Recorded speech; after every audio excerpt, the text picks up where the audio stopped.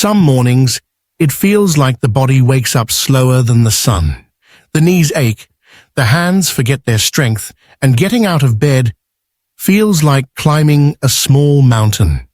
The silence in the house stretches long, and time moves gently but heavily. My name is Chio. I am 87 years old and live in a quiet village in Japan, where the days begin with the soft songs of birds and the smell of steamed rice. I still rise early, slide open the paper doors, and bow to the morning light. I drink warm miso soup, tend to my small garden, and talk to the memories that live in framed photographs on the shelf.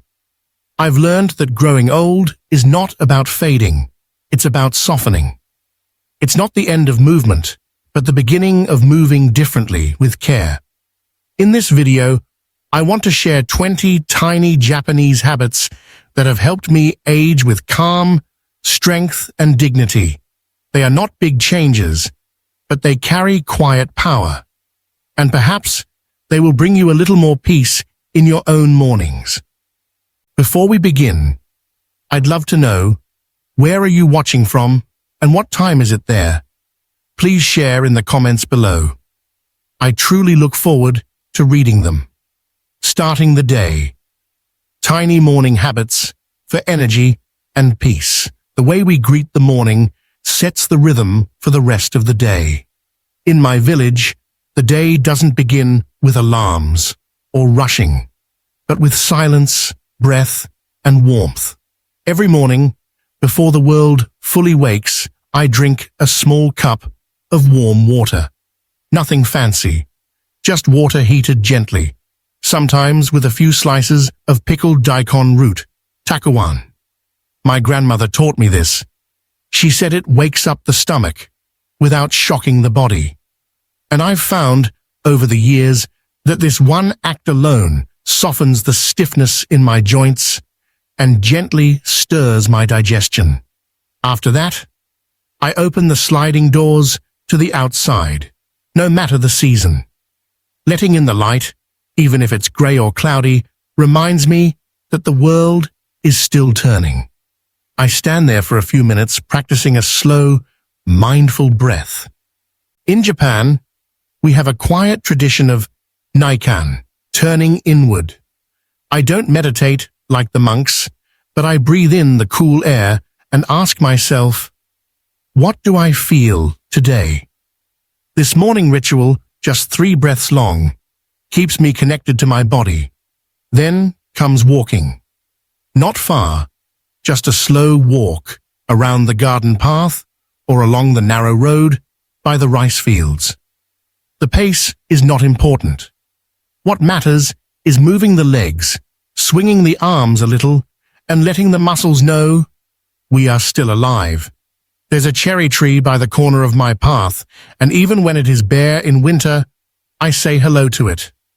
Before breakfast, I like to take a warm towel and gently wipe my arms and neck. It's a habit from the old days when not every home had a shower. But even now, I find it refreshing. The warmth of the towel tells the body, you are cared for. For those who struggle with morning fatigue, this small act brings both energy and a little dignity back.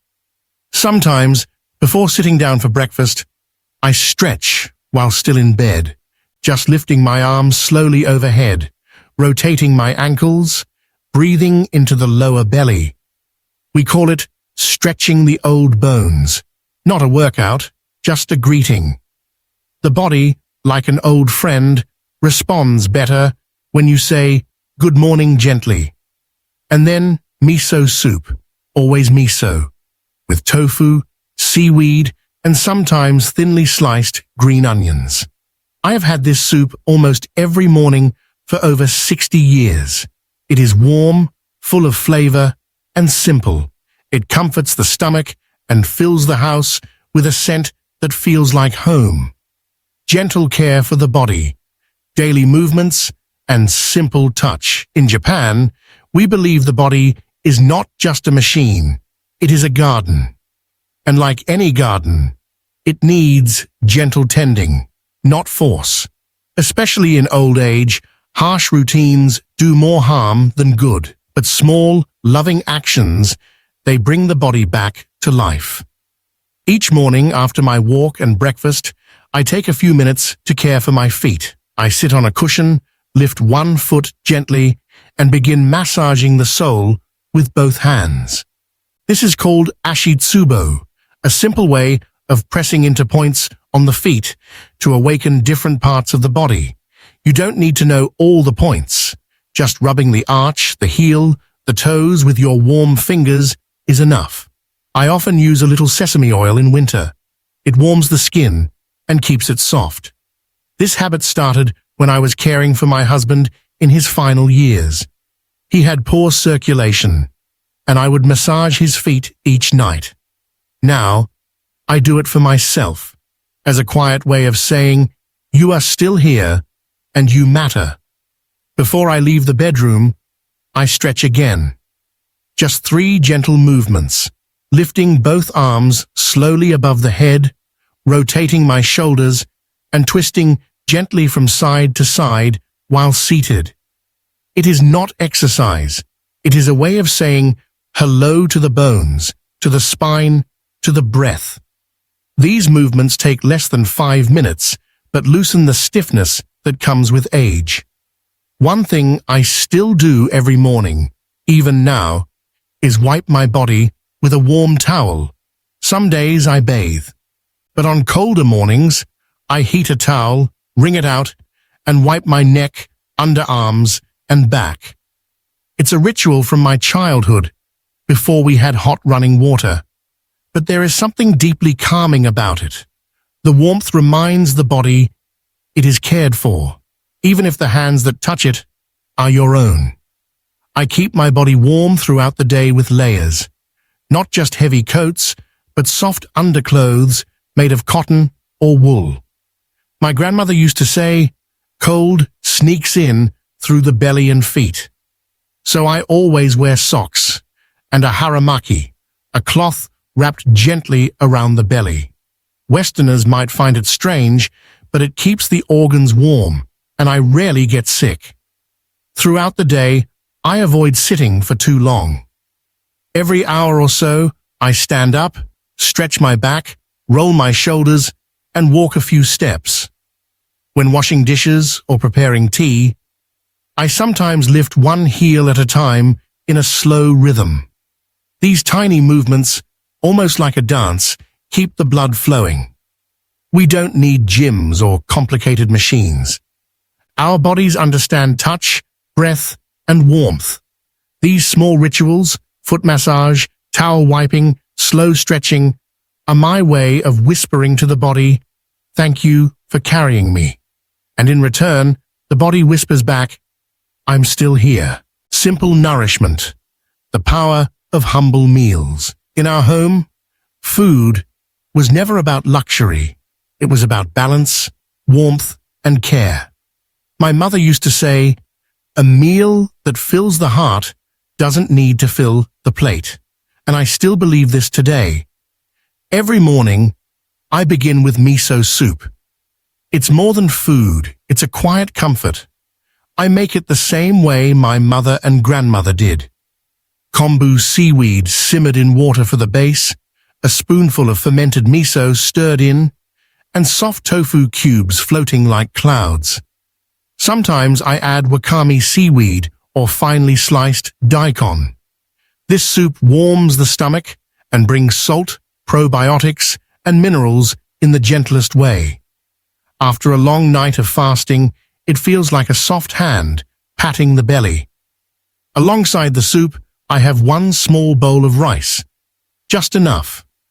In Japan, we say hara hachibu, which means eat until you're 80% full. That's a habit from Okinawa, where people often live beyond 100.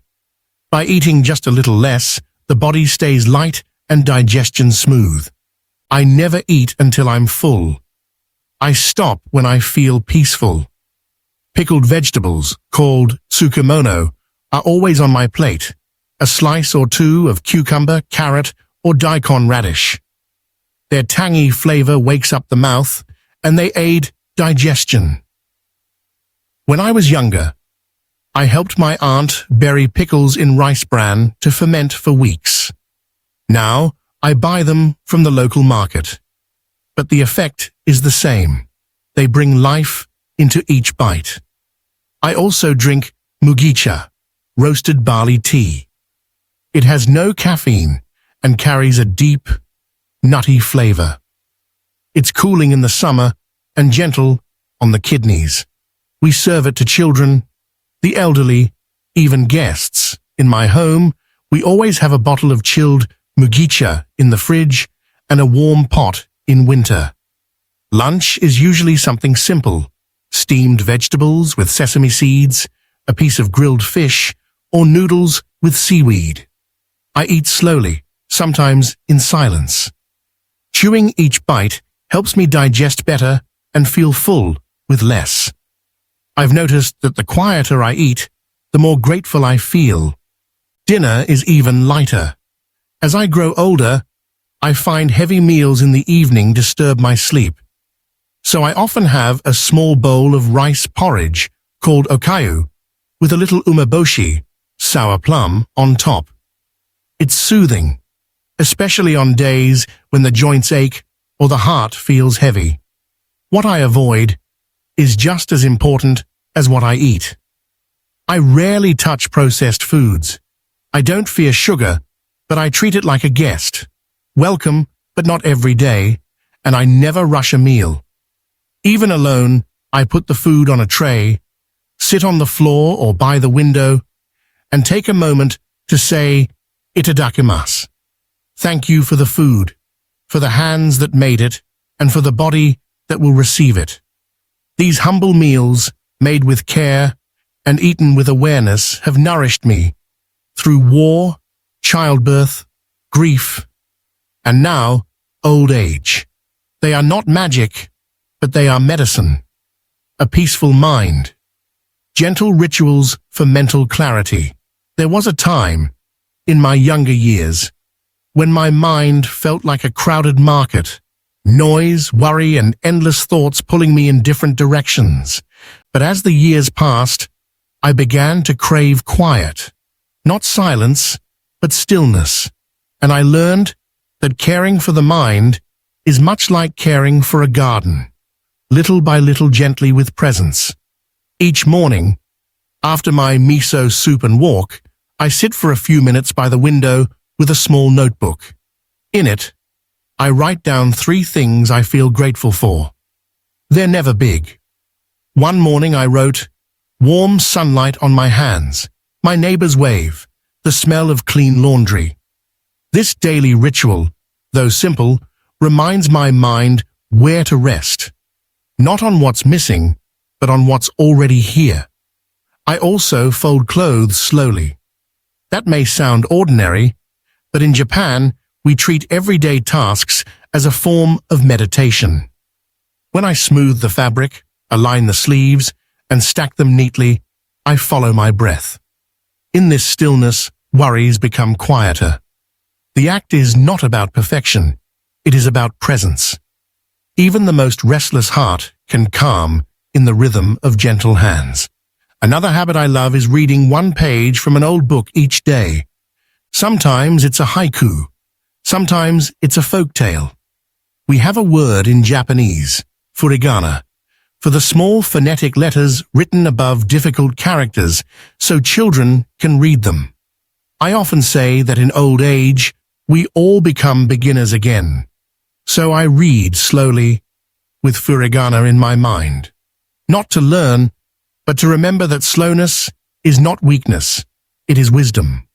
When my thoughts begin to race, I place my hand on my chest and breathe into the belly. This is not formal meditation. It's just coming back to the breath. In Japan, we call it hara, the center of energy located in the lower abdomen. Breathing into the hara calms the heart and clears the fog from the mind. Sometimes I also recite an old poem or proverb.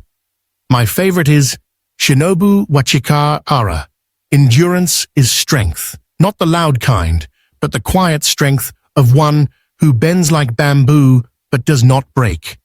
I whisper these words when I feel tired, when the news from the world is heavy, or when memories of loss pass through me like wind. My tea rituals are also part of my mental care. When I brew green tea or barley tea, I take time to notice the steam, the warmth of the cup, the quiet between sips. In these moments, I feel connected, not just to myself, but to my ancestors, to nature, to the soft rhythm of time. I believe a peaceful mind is not something we chase. It is something we return to, through breath, through touch, through gratitude. And even now, at 87, I still forget sometimes, but that's why these little rituals matter. They bring me back gently. Nature and belonging, staying connected through small acts. One of the quiet fears of growing old is becoming invisible, not just to others, but to the world itself. In Japan, we believe that staying connected to nature and to each other is not just comforting, it is essential to the spirit. Every morning, after my tea, I tend to my small bonsai tree. It's just one pot, placed by the window, but I've cared for it for over 20 years. Bonsai is not about control, it's about relationship. The trimming, watering, observing, all done slowly. I've learned more about patience from that little tree than from any teacher. Watching it grow, inch by inch, reminds me that life still moves forward, even quietly. In the afternoons, I sometimes walk to the local shrine, even if just to sit. The path is lined with old cedar trees. Their scent, their strength, it calms something deep in me. I greet the trees, the stones, the wooden torii gate. This small act of greeting, of bowing gently to nature, is something I've done since childhood. It reminds me that I still belong to this world. Even when I cannot walk far, I bring nature to me. A small bowl of river stones on the table, a pine branch in a vase. In Japan, we have the art of ikebana, flower arranging. But I follow no rules. I simply choose what feels peaceful. A few leaves, maybe a wildflower. The act of placing them with care makes the room feel alive, and so do I. Staying connected to people is just as important. I write one letter every week by hand, just a few lines to a niece, a neighbor, or an old friend from school. There is something different about a letter. It carries warmth that an email cannot. And when I receive one in return, my heart lights up like a paper lantern. I also make it a habit to wave at children walking to school, even if I don't know them. Just a small bow, a good morning, a smile. We call it aisatsu, the culture of greetings. It keeps the thread of society intact. It says, I see you, and I am still here too. My cat, Tama, also keeps me company. She follows me from room to room, naps beside me, and curls up near my feet at night. Caring for her gives me routine. Her presence fills the silence in a way no radio ever could. In Japan, many older people live alone, and animals become more than pets. They become family. Connection doesn't always come in grand gestures. It can be as small as touching a leaf, bowing to the sky, or sharing a few kind words with someone passing by. These tiny acts remind me I am part of a web of life, even now. Rest as art, the Japanese way of healing sleep and evening rituals. In my younger years, I saw rest as a reward, something you earned after a day of labor. But now, in the quiet stretch of old age, I see rest as something sacred, a daily ceremony of returning to stillness. In Japan, we have a deep respect for the night, not just for sleep, but for the hours that lead to it. That is when the body unwinds and the spirit returns inward. I begin my evening by dimming the lights and lighting a small candle or incense. The scent of sandalwood fills the room, softening the air. This simple act signals to my body the busy world is done for the day. Then I soak my feet in warm water.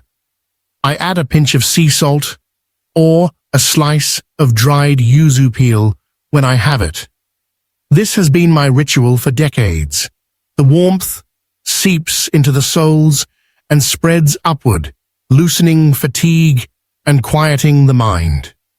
When my husband was alive, we used to sit together with our feet in the same basin, holding hands in silence. Now, I still feel his presence during these quiet moments. After drying my feet, I apply a bit of camellia oil and massage gently, especially around the ankles and heels. The touch is not about fixing anything. It's about giving attention, kindness. Sometimes I hum an old song my mother used to sing when I was small. The body remembers songs, even when memory fades. Before bed, I drink a small cup of warm rice water or barley tea. Nothing cold. In our culture, we believe the stomach must stay warm at night so that the rest of the body can rest. I never eat too late. A heavy stomach leads to a restless night. My dinner is always light, perhaps a bowl of okayu, rice porridge, or a piece of simmered pumpkin. I also stop looking at screens or reading intense news after sunset. In my home, we have what I call a digital sunset, when all machines go quiet. I place my phone in another room. This helps my nervous system slow down. It helps dreams come gently, not rushed or fractured. On colder nights, I warm up a small flaxseed pillow and place it on my belly or lower back. It eases the chill and helps me fall asleep faster. I sleep on a futon, laid out on tatami mats, close to the earth, yet soft. The tatami has a scent of grass and old wood, and it holds the feeling of home. Before closing my eyes, I bow once to the small wooden altar where my husband's photo sits. I whisper a few words, not prayers, just reflections. Sometimes I say thank you. Sometimes I ask for guidance. Sometimes I say nothing at all. Sleep, to me, is not just a pause. It is a return, a soft descent into a place where healing can begin without effort. The spirit remains, wisdom, acceptance, and living lightly. When I was young, I thought strength meant never bending, never breaking. But time has taught me that true strength lives in the ability to yield, to soften, to accept. Like the bamboo in winter, flexible yet never falling. There is a Japanese saying, I hold close. Nanakorobi yai yaoki. Fall down 7 times, stand up 8. At 87, I have fallen more times than I can count. I have buried loved ones. I have faced illness, loneliness, fear. But somehow, each morning, I rise. Not always quickly, not always cheerfully, but I rise. This is not because I am brave.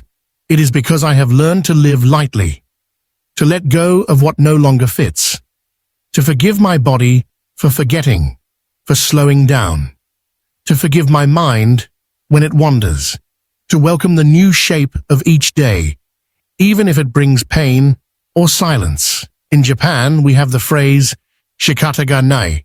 It cannot be helped. But this is not resignation. It is acceptance with grace. It means choosing peace over struggle when struggle no longer serves us. It means resting our heart in the arms of now. I have stopped chasing who I was. I now honor who I am becoming. The lines on my face, the spots on my hands, they are not marks of loss. They are records of living, proof that I have touched life and life has touched me. Every day, I find joy in small things. A warm bowl, a bird at the window, a smile from a passing child. These are the threads that hold the spirit together. And when I feel tired, when the weight of age sits heavy, I return to these habits, these tiny anchors. They remind me that while the body may change, the spirit remains, quiet, gentle, unbroken. Thank you for spending this quiet time with me.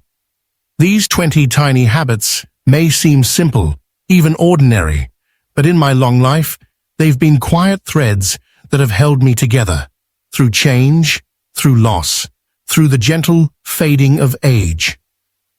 I don't claim they will fix everything, but they may bring you a little more peace, a little more strength, and a soft reminder. You are still here, and your days still matter. Aging doesn't have to be something we fight.